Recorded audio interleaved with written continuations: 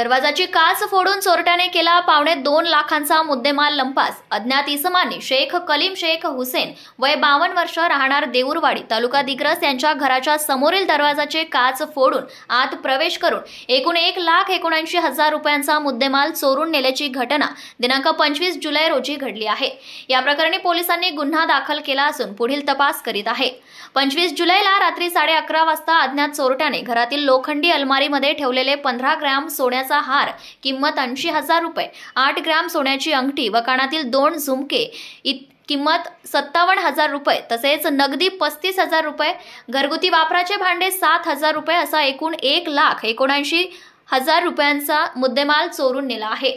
या आशयाची फिर्याद दिग्रस पोलीस स्टेशनमध्ये शेख कलीम यांनी दिल्यानंतर पोलिसांनी 26 जुलैला कलम 305 अ 331 4 BNS नुसार गुन्हा दाखल करण्यात आलाय।